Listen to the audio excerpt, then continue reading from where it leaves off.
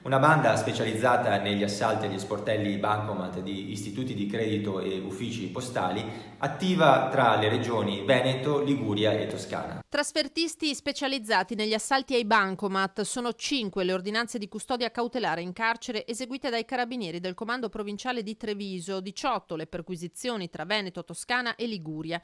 3 delle misure emesse dalla Procura di Padova nei confronti della banda accusata di colpi per ben 250.000 euro in contanti hanno riguardato altrettanti soggetti residenti in campi nomadi della Marca. Janko Maior, 46 anni, di Paese; Naika Gabrieli, 40 anni, di Strana; Lucky Grisetti, 36 anni, di Castelfranco Veneto, anche se di fatto senza fissa dimora. In carcere anche Liliano Ferri, 48 anni, residenti ad Alto Pascio in provincia di Lucca, e Dejan Guido Negro, 25 anni, domiciliato a Viareggio.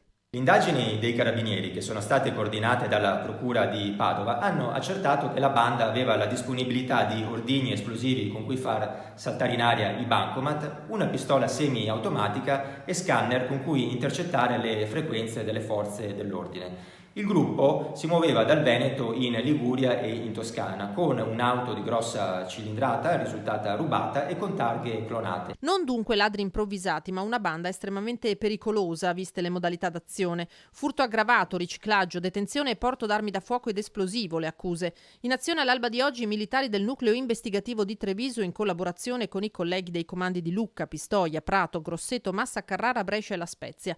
Nel corso dell'operazione è stata arrestata anche la compagna di uno degli indagati, Chiara Colombo, 32 anni, di Castelfranco, che deve scontare 6 anni e 4 mesi di reclusione per numerosi furti aggravati in abitazione ai danni di anziani commessi tra il gennaio 2014 e l'agosto 2017 nelle province di Padova e di Udine.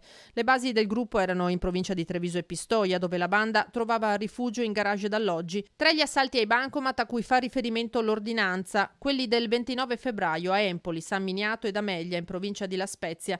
I 5 sono inoltre indagati per altri 3 colpi il 22 febbraio tra Massa Carrara e Pistoia.